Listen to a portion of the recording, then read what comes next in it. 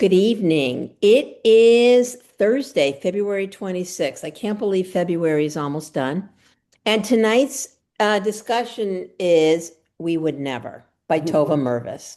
And there's so much to talk about, but let me go over my usual and show you what Tova looks like and what this one looks like. Um, let's see. Okay, so first we have and I know that I think I did, with Lakeside, Women of the Auxiliary. That was kind of her quintessential, her first book, she's in her 50s. We have here the Book of Separation. So, and I'll read a little bit about her and then I'll tell you what I think you need to know about Tova Mirvis. Um, she she's an American novelist. She was born in 1972. She's a graduate of Columbia University, and she holds an MFA in fiction writing from Columbia University. Her family lived in Memphis, Tennessee since 1874 when her German-born grandmother moved there at age 2. And she's had a lot of success with her writings, Ladies of the Auxiliary, The Outside World, Visible City, which we may have also read. But I think that the other things you need to know is that she grew up Orthodox, she's divorced, and I don't think it was an amicable divorce, which, after reading this story, I will continue on. We're going to discuss the book, and then at the end, it's based on a real case. And I guess I could read that, and then I'll show you the pictures. But um, let's see here. 10 years ago, this is Tova. 10 years ago, I saw on Facebook that someone I had a very tangential connection to had been murdered. So she was related she knew the Paul character. The initial speculation was that this man, who had been a professor at Florida State, okay, she changed his profession. Oh, no, she didn't. He was a professor. Might have been killed by a student who was unhappy with a bad grade or a colleague who disagreed with a point of legal theory. The last line of this article mentioned that he had also been in the middle of a brutal divorce. 10 years ago, I had just come out of a very ugly divorce, and I thought, So she's never used a true story, before uh, for one of her books. And I think that, um, she changed very little as I went down a rabbit hole on the real story or the true story. So we'll get to that. And Elaine Haney can't be with us tonight. And I said we'd miss her. And she said, I think we'd all agree we wouldn't want Sherry as our mother-in-law. I said, be sure to tell everyone and give you credit, Elaine. So, we can start with just the name of the book, We Would Never. That's a little deceptive. And you can tell me, what you think about the name of the book if you liked it. So go ahead. The floor is open. Can I ask a quick question? Sure. For some reason, I cannot get my face up into my name, Okay. and I've never had that problem before. You can go to the bottom and when you hover on the bottom, it says video and you can try to turn that on.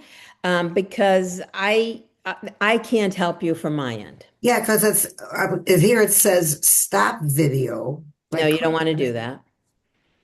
no. So I don't know And what to tell so I you. don't know why I'm here, but my face isn't. All Okay. All right. right, I So don't you'll have to understand. raise your hand virtually or message me if you have a question or a comment. Um, Go ahead. Who first comments? Brenda, and then Andy. Wait, Brenda, I'll unmute you. Brenda, go ahead. Okay. We would never, I think it means we would never commit murder. I mean, Oh, or oh at my least, gosh, I never thought of it that way. I thought of it as um, you're saying they would never go through with it. I thought, yeah, they were kind of like, oh, we would, we wouldn't even think about this. But you're saying they would never commit to going commit through. or even hire somebody to, Oh yeah. That to yeah. do it. Yeah. Um, the guilt that Sherry and Sal felt. Well, Sal, we don't. The guilt that Sherry and Nate felt. Excuse me, Yes. Sal didn't feel. You don't know what he felt. We don't know what he felt, and I thought they marginalized him because he has Parkinson's. Yeah, And yeah. as soon as that diagnosis came by, Andy, go ahead. Would completely agree with Brent and just expand a little. I totally thought from the beginning that here this family, you know, seemingly normal family, would never commit a crime like this, would never commission a crime like this. We would never think about doing something like this. Andy, you are hard to hear. Yeah, I Okay, don't know if you is that can. better? Is that better? yeah, Yes. Well, yeah. Okay. For some reason, my mic is over here. Okay. Um, I would completely agree with Brenda and just say that this family would never think about murder. They would never do it. They would never send anyone to do it. Sort of like the people in this room, we'd say, no, they would never do that. Right. We Right. would never do this. Right. Marilyn, then Susan. well, my father-in-law had Parkinson's, okay? And the fact that her father had it and that he was so with it was to me a little astounding because I know how my father-in-law was, but then again, he might have just been in the very beginnings of the Parkinson's where you really aren't completely lost to everybody. Yeah, he was he was just been diagnosed. Yeah, Mhm. so but I also agree that we would never I really feel that they were thinking that she's thinking that we would never go through with it. They Yeah. were Mhm. going to do it, Yeah. but then she backed down, but obviously her husband didn't. Yeah.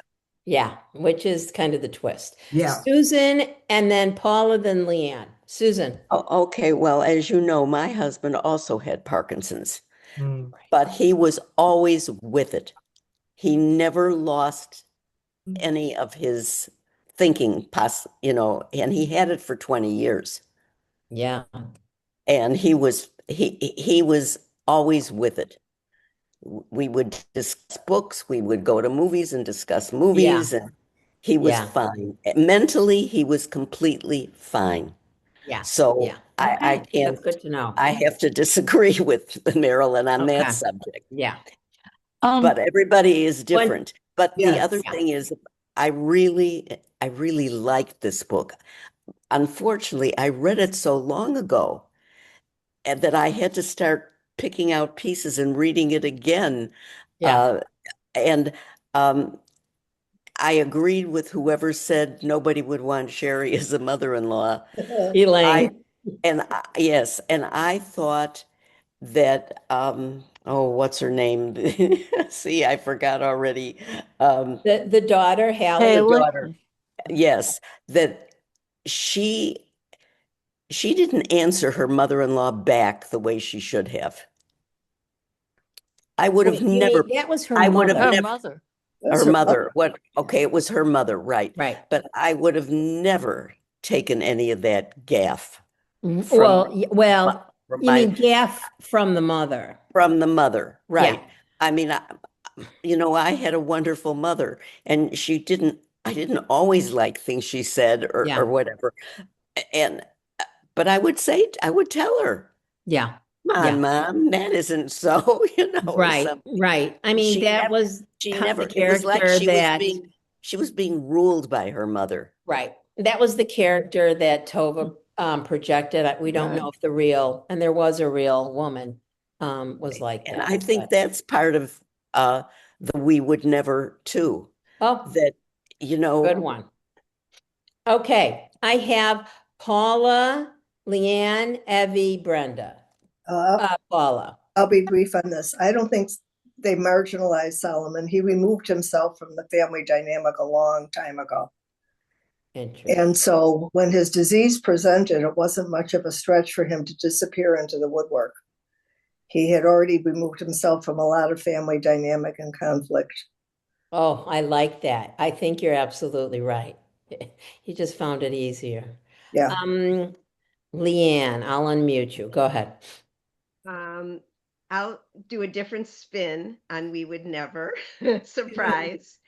Because I agree with everything everyone's saying. But I think if you dig deeper, we can all look at it differently and say, what would we do to protect one of our own children in in a very, very difficult situation, whether it be something like this with the divorce, whether it be one of your children commits a crime,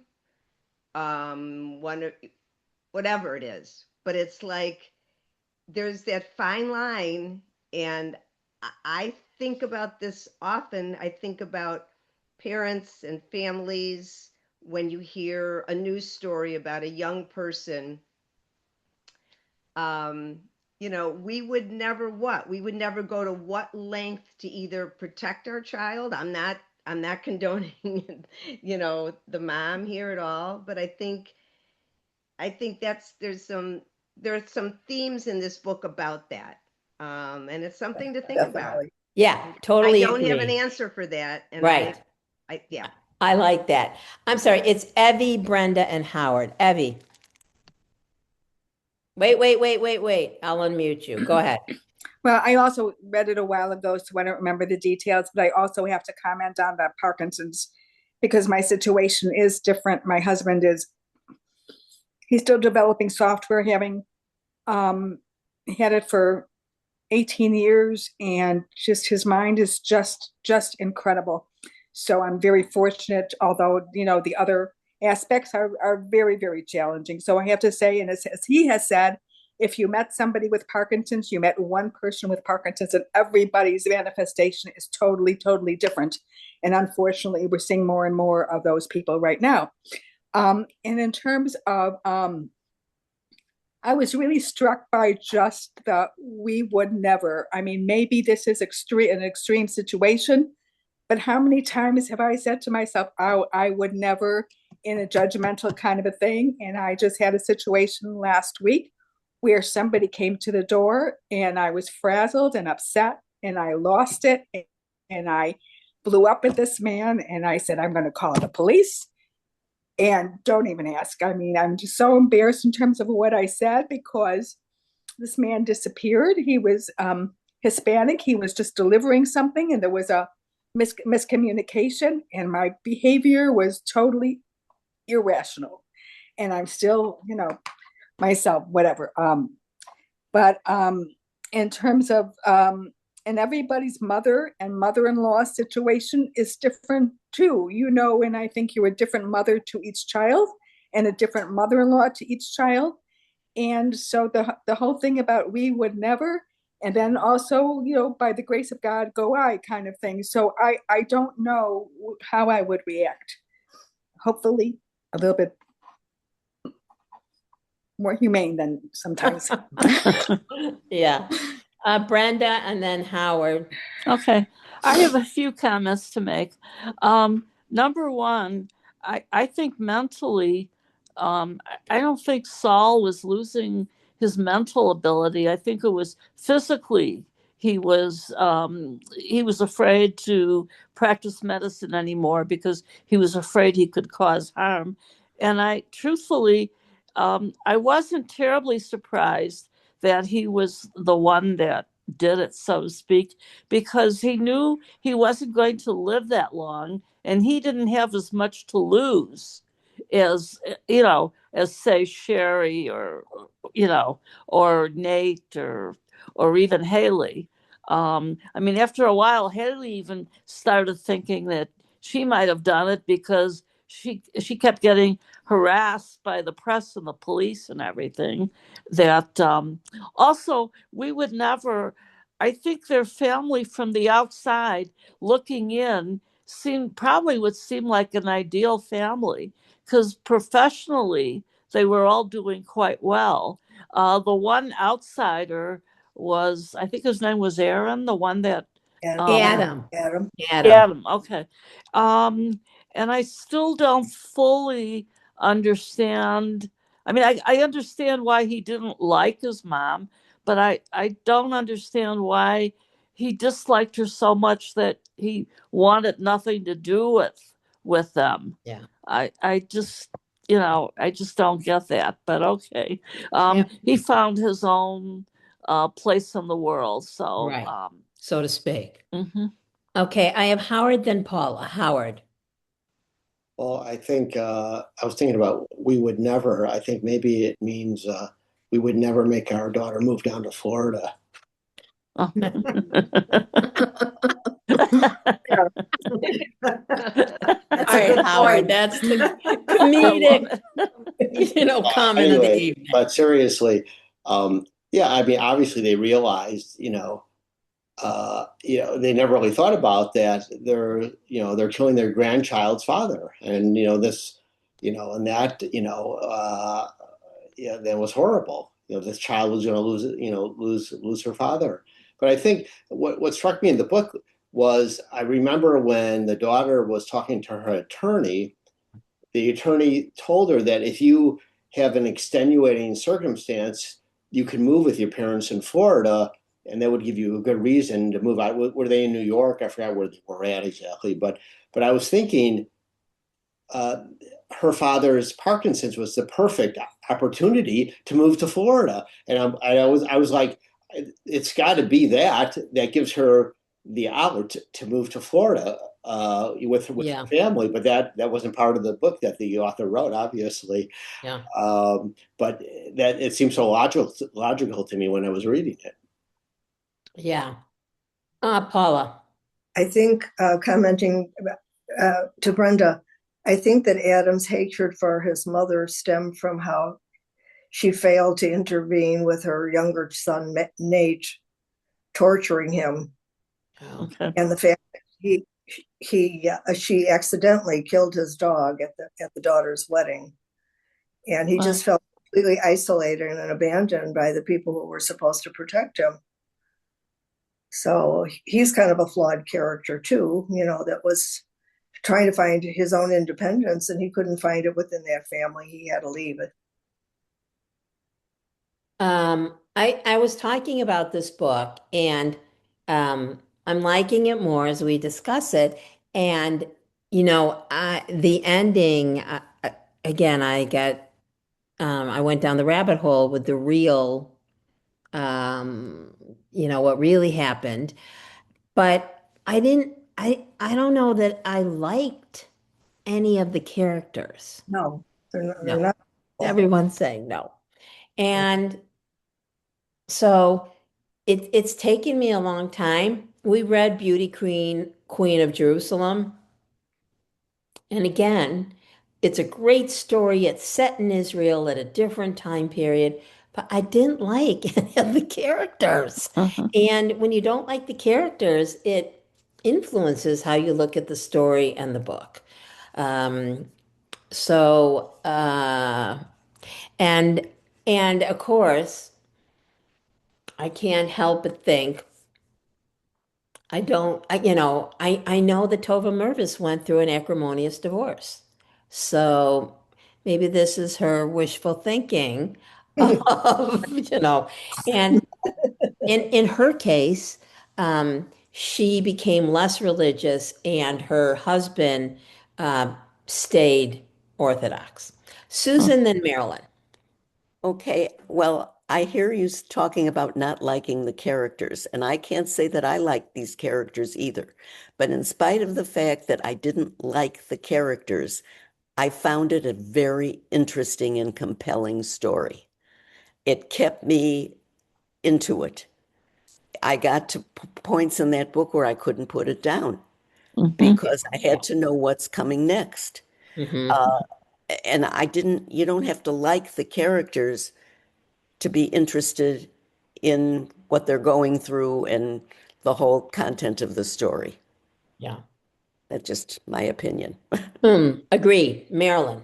I also did enjoy the book, and part of it really touched me quite a bit because my divorce was far from what I would consider an amicable divorce. Okay.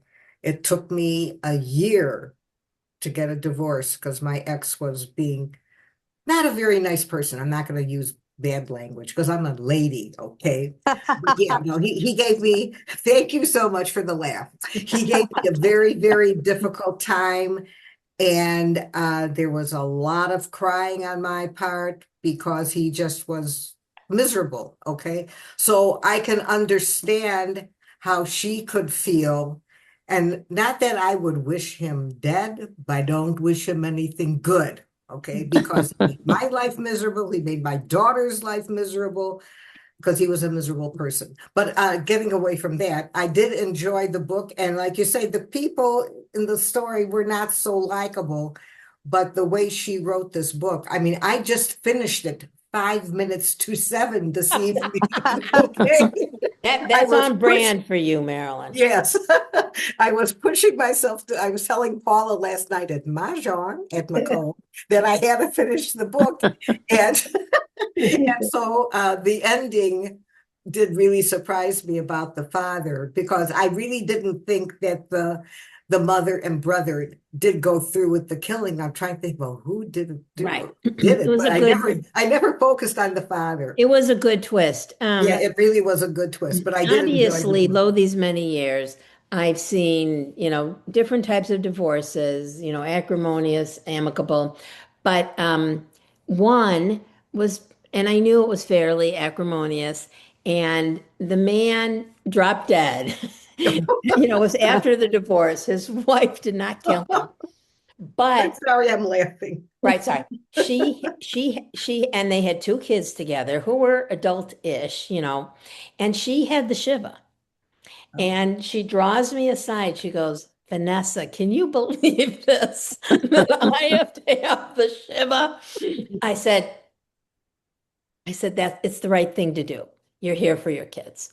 So, it's interesting how different people, I obviously face these lifetime. Brenda, I just wanted to say, and I forgot the ex-husband's name, so help me with that for a with second. who? Okay. Well, um, they we Paul. Paul. Okay. Everyone painted, I mean, the family painted such an unpleasant, and he did, I mean, he was really harassing Haley. And yet at the funeral, I mean, so many people, it's like, is this the same person? Because um, they um, they said, well, maybe we killed a bad person and this other person is still alive, there was, his friend he went to school with and colleagues, and of course his father, they all loved him to pieces. So he must have had something good about him, I guess. As we're going into the holiday of Purim, and the villain is Haman. There is a great story from After Abel by Michal Lemberger, and she tells the story of Haman from the viewpoint of Haman's wife. And uh, it's kind of poignant because Haman and his sons were all killed. And, and they also talk about Haman's wife maybe being related to Vashti, that's Achashverosh's first wife, the one he wanted to dance naked anyway. It's interesting, how some people, see other people and how, their viewpoint changes things. I also had someone say to me, somebody worked at the synagogue. She goes, listen to me. there's, three sides to the story. His side, her side, and the truth. Mm. So, again, I mean, this is a fictional story, although I don't know what the real guy was like, and it's sad. Yeah. So my first question for you all is, um, early in his career, Solomon, and that is Haley's father, the one who, said, okay, go ahead with it, has an academic discovery stolen from him. How does this intellectual theft inform his sense of justice? Mhm. And then I'll say further, do you think that's why he did what he did? Hmm. Well, he To didn't get live his, into he somebody's didn't seem mind. to live his life like an eye for an eye and a tooth for a tooth. But it certainly must have molded him in some way. He seemed to live a very conventional Yes. life after that. Yes. But speaking from a family of Olympic winning grudge holders, don't tell my mom I said that. And she always says, I don't hold a grudge. And then she'll bring up, yeah, and I know she has, she has a cognitive decline. She doesn't know what she has for breakfast, but she'll tell me what so and so did to her. Who didn't come to my dad's Shiva? Oh, And that was 4 years ago. Mm. Boom. She's got a list. yeah. So, I, yeah, I mean, Yeah. when I heard that question, I was like, oh yeah, I think that it did affect him. That Yeah. and they love this daughter. Andy. I would just add to this with a personal experience. And this has to do with his Parkinson's and with the fact that something was stolen from him. Many of you know my husband has progressive MS. And very early on, we went to a support group and they talked about MS rage. MS rage is when you're at the checkout counter and someone cheats you of, by mistake, $1, you go ballistic. You don't go ballistic at your spouse, you don't go ballistic but if somebody cheats you, so perhaps he had this thing stolen from his intellectual property. Then he gets the Parkinson's. Part of his life is stolen from him. And he can turn that into maybe helping his daughter. I think it could be neurological rage that Yeah, that's the totality of what had been taken from him. yeah, that's an interesting. Howard. Well, it seemed to me he had a very successful practice, it seemed like, in the book. So it seemed to me he got beyond that scandal in some ways. Maybe it was still lingering in some ways in his being, but he seemed to get beyond it. But um, I think he was a likable character, and Adam as well. I think in the end, Yes. I think they were likable characters, and I think Solomon, did what he did because he didn't want his wife or his son doing it.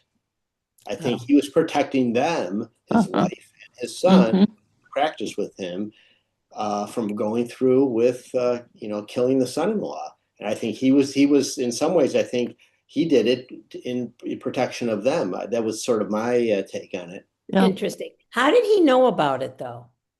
Well, I don't know. Well, the young lady that was working in his office, it was her Tara. boyfriend. So Tara. Yeah, she so told I him. think he probably overheard things going on because they were talking about it in the office. So that's I'm guessing how he got wind of it.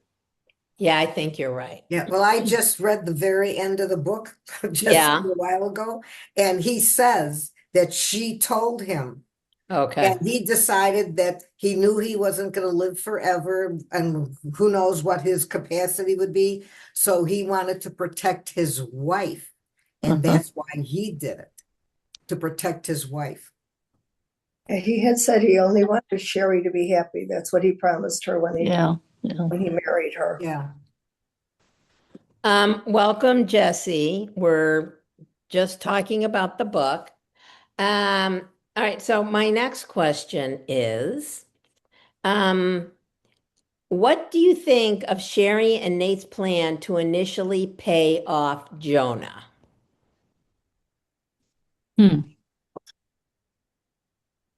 Paula. I don't know how they thought that could possibly work, knowing how vindictive Jason, what was his name? Jason? No, Paul. Paul. Knowing how vindictive and petty he was.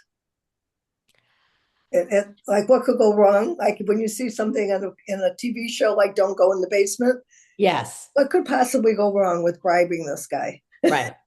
I agree with that. Why they thought that that was a viable, and even though, and of course, it spectacularly backfired on them, and it was going to hurt them in the divorce decree and so on and so forth. So yeah, good answer. Um, let's see. How do Sherry and Solomon approach parenting differently? Do you think one is more appropriate than the other? Oh, that's a good question. Paula. I think they're both inappropriate. Oh, interesting.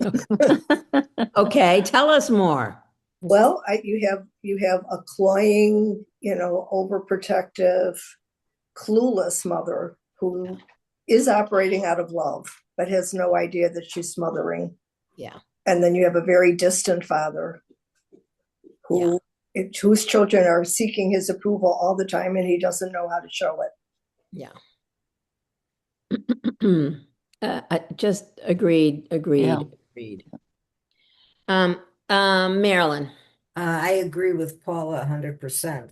Yeah. The mother she was trying to show everybody how much she loved them, but she was also very controlling in how she showed her love.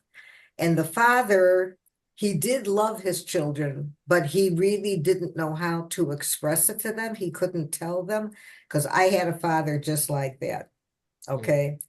I won't say he was a cold person, but he just didn't know how to show his affection. And the only time I felt that my father really warmed up in his personality is when he got grandchildren. Hmm. And he changed quite a bit when he had grandchildren. Brenda. I don't 100% agree with the perception of the father. Yes, he was distant, and but on the other hand, he wanted his children he wanted to give them a certain amount of freedom. He didn't want to tell them how to live their lives.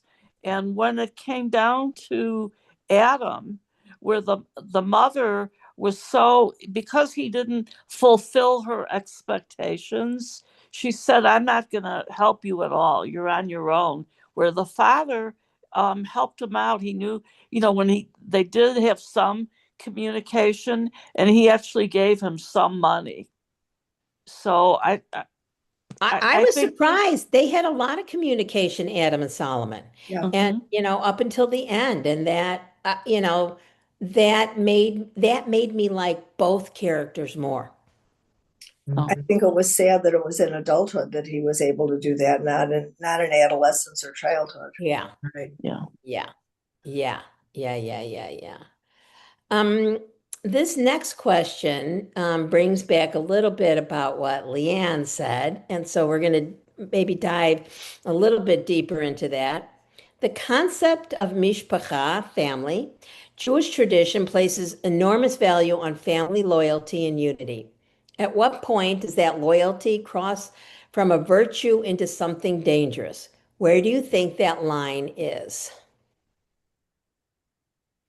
And I think another story torn from the headlines is what happened with Rob Reiner and his son. Oh, Mhm. Mm. They Um, Yeah, but did the son have mental issues also, big time? yes, yes, yes, yes, yes, yes, yes, But yes. you still don't go around killing your parents, but Right, obviously right, he had a real problem, right, okay? right, Which was extremely sad, of course. right, right. But Leanne said at the beginning Oh, yeah. that, you know, Yeah. How we far do can't underestimate what we would do for our children. We just can't underestimate that. Evie. Well, I don't know a couple things. I don't know how one learns to be a parent. I think it's we don't go to school learning to be a parent, just like some of us had trouble with geometry. I mean, just I think you learn by doing, and I think we're different parents at different stages in our lives and in our children's lives. And you were talking about Rob Reiner. Well, I'm kind of caught up because I don't know what's happening with this newscaster, Dana, whatever, or Dana Bash, and this Anna horrible Guthrie, I'm sorry? Samantha Guthrie, No, not no, that. no, no. Dana Bash and her husband is John somebody, a messy divorce and taking away and she's saying something about her son has to move away. I mean, I was kind of the rabbit hole on that one. Wow. And she lives an Orthodox Jewish life, or at least she's kosher. Yes. Um, Yeah, she's and I don't definitely know, Jewish. but it's definitely been on whatever sites I've seen lately, and I don't know the story that, but it's and I want it, and I'm very curious to know what the story is. But I just think too, family situations are different, and you hear the as an only child, I had this ideal of this elaborate extended family where everybody is on the same wavelength, and we're very very fortunate. We have a family where everybody's the same religion, everybody's the same politics, everything like that. But is that cohesiveness that I would love, to be honest?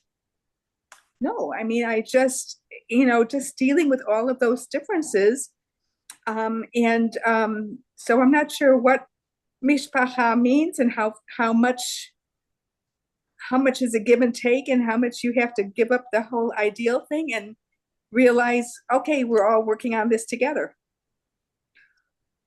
Yeah.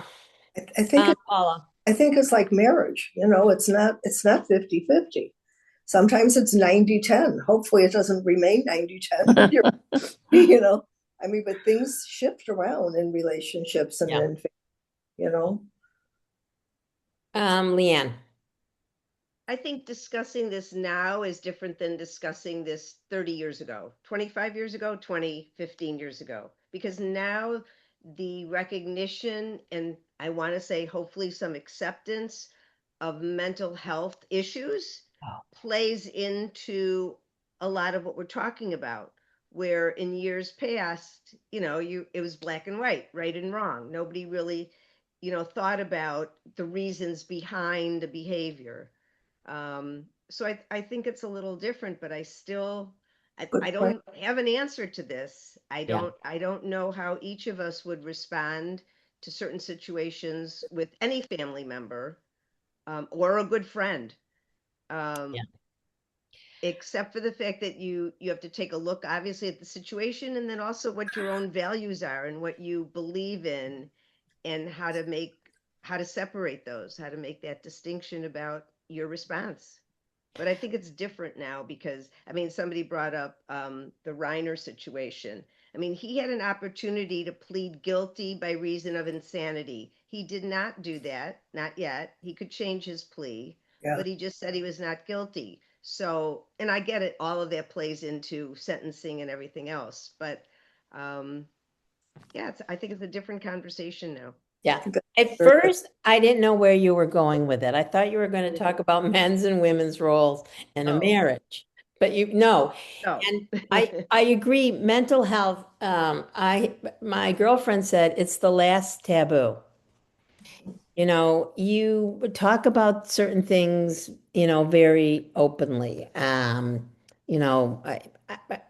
You have one of your kids is gay, one blah blah blah, but we do not talk about mental health openly. I don't think. And I think every year it's maybe a little bit better, but and I think that uh, so much of crime and what's happening, it, we have to deal with mental health, and then these people have nowhere to go. Then the police have to deal with these people, and it becomes a vicious circle, a vicious circle. And I think that, we realize that we, have to spend more resources and time on mental health. And I do think that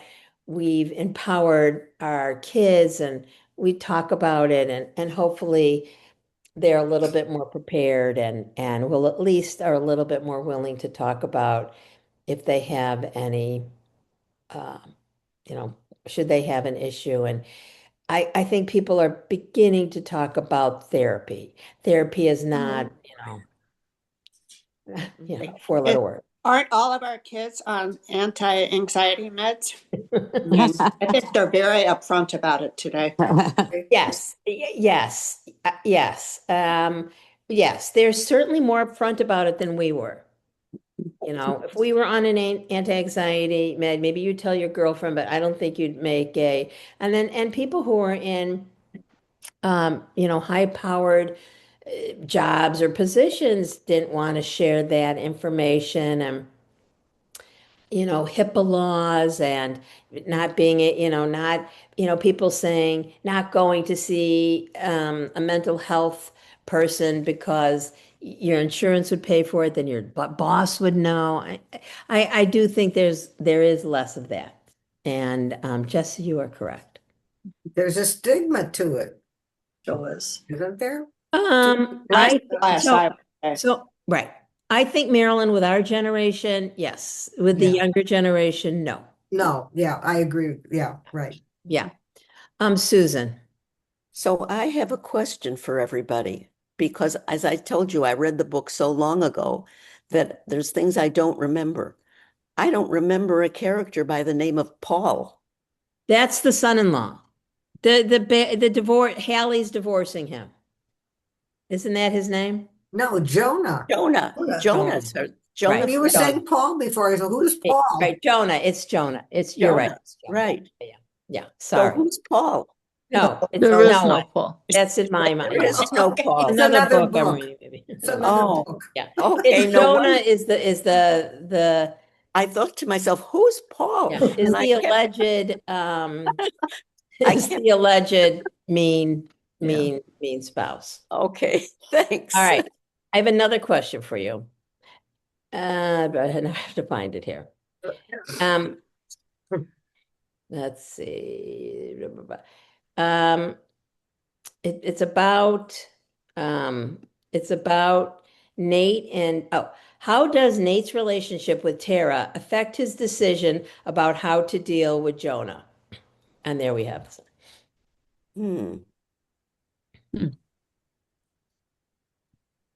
You can comment on the relationship. Was she? Well, I think he was, on uncertain terms with Tara's relationship with Kevin, and then Kevin with his brother, and then that colored the whole thing because he wanted her separated from this guy. He wanted her clean of him. Right. And he couldn't make it happen. Right. No. Marilyn.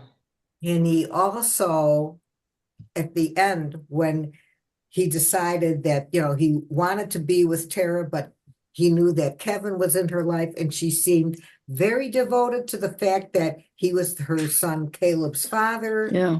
And I think he decided to just back away from it towards the end. He just didn't feel, he thought maybe he was in love with her, but maybe he really wasn't, because he never really had a relationship, I believe, where he had a loving relationship with any other woman. But he finally turned away from her because he realized that she really wasn't going to go with him or stay and leave Kevin. Yeah. Divorce and Jewish law. Divorce, and especially bitter custody disputes, have a long and complicated history in Jewish communities. How does this novel reflect broader tensions around divorce, custody, and family dissolution in Jewish life?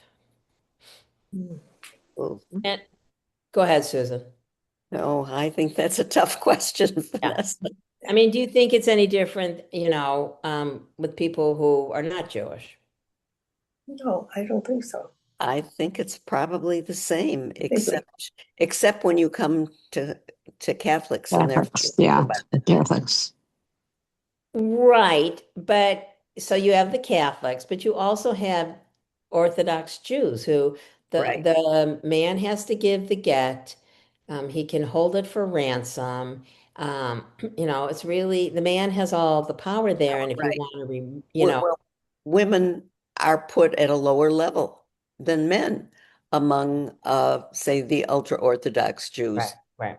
which is, but that isn't, I mean, if you look around at what's happening in our country today and what's happening, I mean, women are definitely second-class citizens. Yeah, I mean, men have all the power. yeah. You know what? Well, yeah. My mother says that, she never thought she tells us, I don't know how long I'll be, alive, but she's worried for her granddaughters and her great granddaughters, Right. and that she never thought she'd Right. be alive for, whether it's the Equal Rights Amendment, Roe v. Wade, all these things that have been overturned, especially, recently. So it's disconcerting. Yeah. Marilyn. Well, I was divorced 27 years ago, and I was married for 35 years.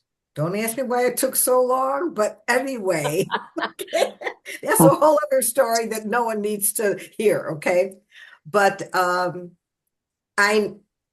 at that point in time, I wasn't as steeped in the Jewish religion as I have been since I joined Macomb, Solel Lakeside 10 years ago. I'm having my anniversary 10 years, okay? And so we didn't do anything, with the get, or we did not get a Jewish divorce, okay? And my ex-husband was not really very religious at all. He was Jewish, but Right. not very religious. And of course, my two daughters were married. And by the time our divorce was final, all four of my grandchildren had been born. Zach, who's the youngest, was born in 99 in June, and we got divorced in August of 99. So I can't really say that my religion had anything to do with any way of my divorce going forward. Okay. Mhm. I'm glad that I finally did it. Okay. But, Yeah. Yeah. religion had nothing to do with it from our Yeah. standpoint. I think, again, for Jewish women who want a Jewish wedding, the get becomes much more important. Unless, Marilyn, you're engaged and we don't know about it. Yeah. Well, we were married in the synagogue by the rabbi, my Yeah. in-laws rabbi, okay? And we wound up getting married in the synagogue, okay? So Yeah. Jewish that's wedding. that's what my mother-in-law wanted, and it was fine with me. Yeah. We didn't have a huge wedding or anything, Yeah. so Yeah. it was fine. Evie. Well, two things. When one of my kids got married, one was married about 23 years, one about 21 years. And I think it was a 23-year-old, 20, the one that was married first. And the cantor at the time, the cantor officiated, Cantor Mizrahi, I think was his name. And he said Alberto. that it's very rare for him to officiate in a wedding where both sets of parents are still intact. So we're talking about a quarter of a century ago. Really? But my mind just kind of went today to what's going on in terms of women in Israel and the concerns that might affect marriage and the get and whatever in Israeli society if all of these discussions go through. Yeah. I mean, this right-wing government There's a bill up in the Knesset that you can't have um, the part of the wall where we have B'nai Mitzvahs, Robinson's Arch, and it's not near the segregated part. But even that is up for you can't do it, and if you do it, it'll be a criminal act. So there's a lot going on in Israel, and stuff that we need to pay attention to. But I want to discuss justice and moral accountability. Jewish ethics, or Musar, emphasizes personal accountability and the obligation to make amends. Which characters in the novel take moral responsibility for their actions and which ones don't? How does the novel ultimately handle the question of justice? Hmm.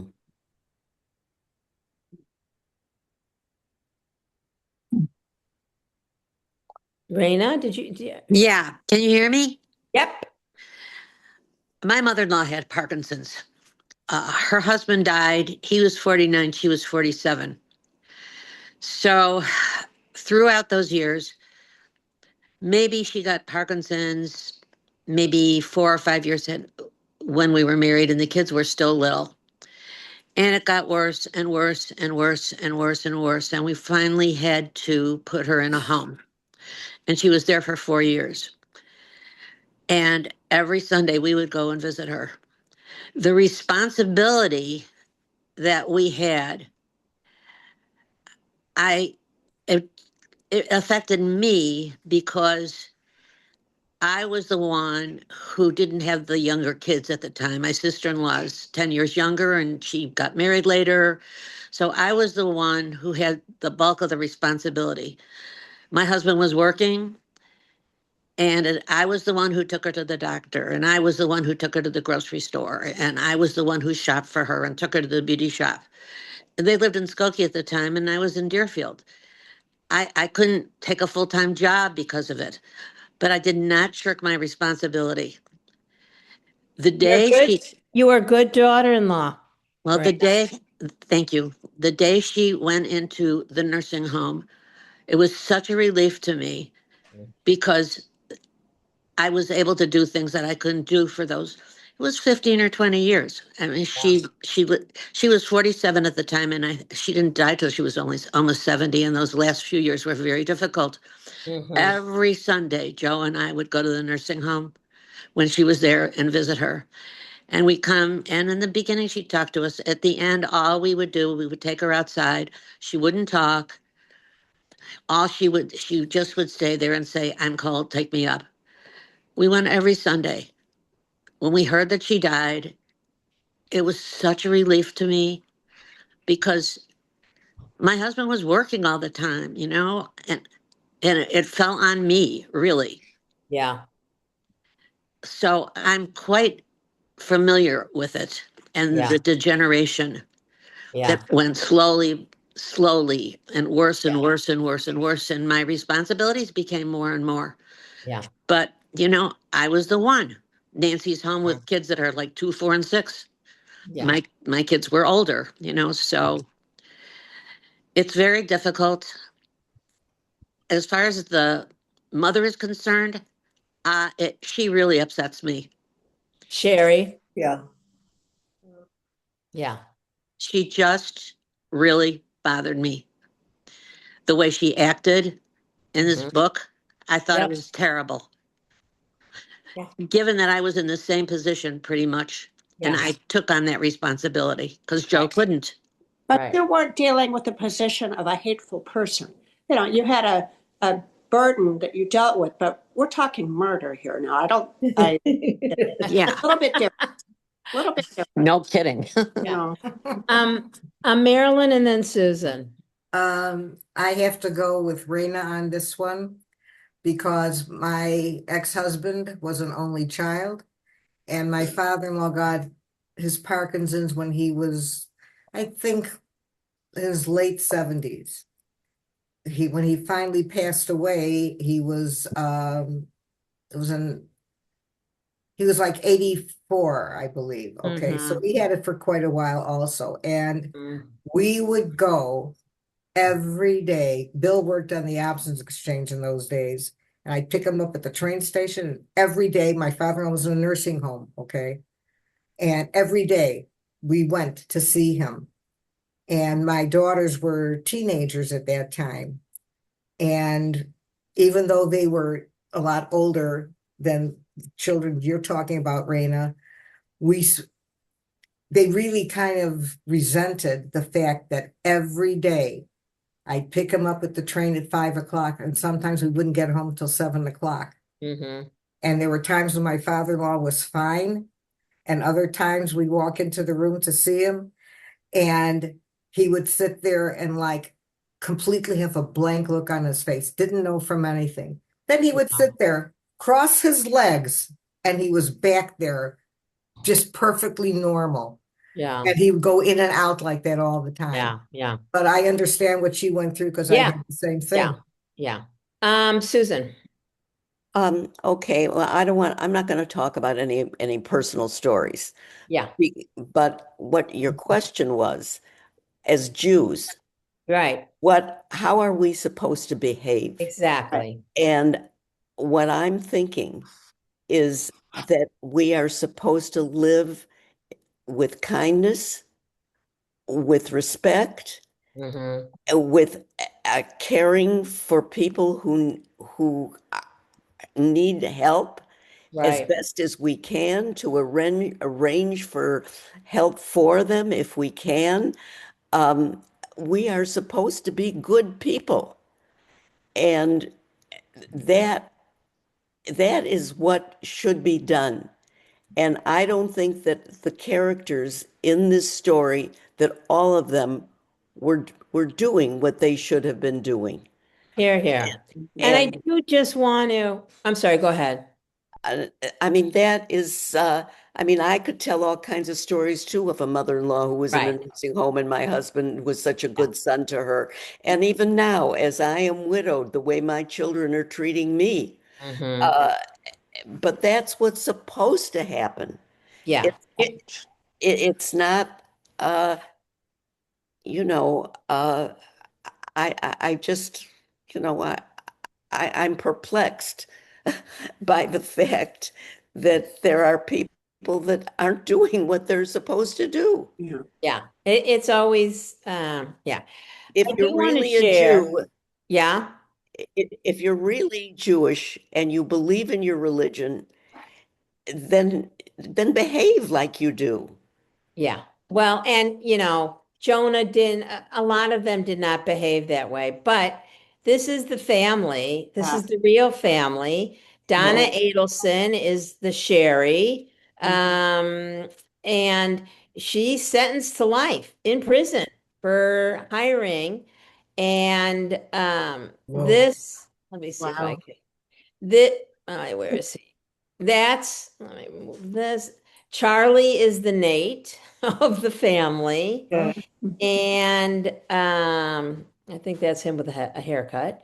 And so, I mean, these people, and of course, it wasn't Florida, and Howard made a good joke at the beginning. Yeah. And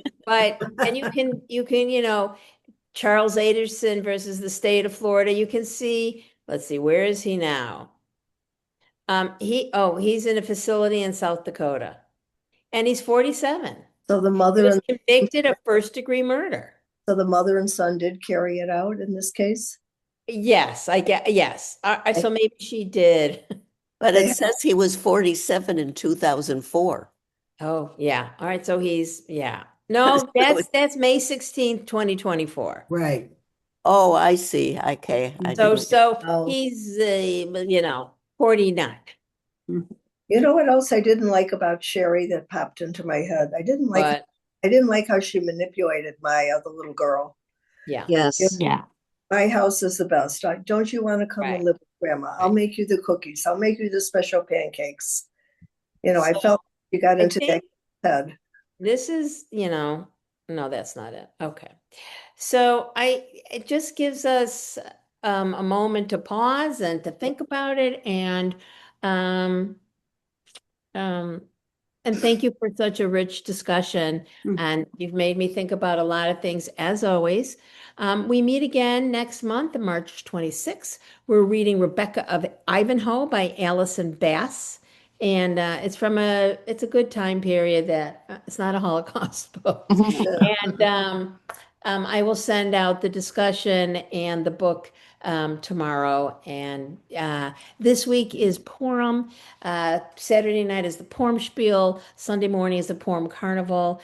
And not this Sunday you have off, unless you're going to the Purim Carnival. But next Sunday is the ACLU and 12:30 Lox and Bagels, 1 o'clock program. And I think the American Civil Liberties Union is what's up to date, what's happening with them in 2026, and I'm sure they've got a full plate.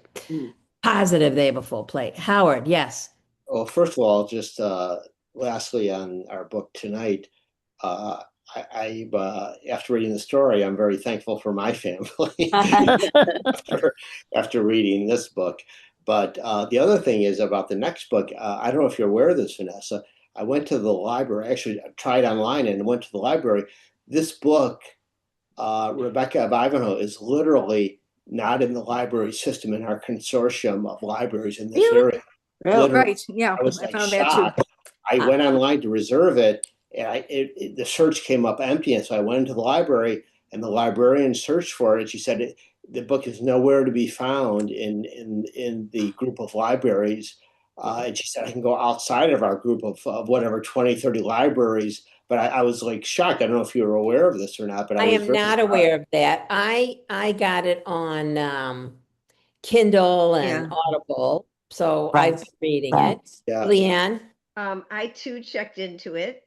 If you're willing to pay maybe $20, there's one copy in Virginia.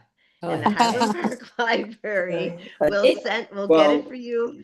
That's what they told me today. But you can get even the paperback paperback for like $8, $9. And I But was you're gonna say, right. There's and you one can copy also in the country, yeah, and it's in Amazon had Virginia. it for $8 the paperback. Yeah, Yeah. and you can get it on Kindle And too. it's because of the publisher. It's because Oh. this is a strange publisher that the libraries haven't Well, what You know, about but that's where I there's one copy. what about Amazon? What Yeah. about yeah, Amazon? Amazon get has it it. yeah, you can get it on Some of Kindle. us don't like to buy books at this point in our lives. Yeah, right. Right. Especially for a book club, not I buying a book. Kindle all the way. Yeah, Yeah. these publishers, I've Yeah. just about had it with them, with not editing, not this, not that. So I hope you can find it, and I look forward to our discussion next month. And if you need anything, let me know. Yes, Susan, Vanessa, don't forget to send me that I link. will. I'm gonna log off and send it to you. Thank you. All right, Yeah. bye. Thanks, Bye, everybody. everybody. Everybody. Bye.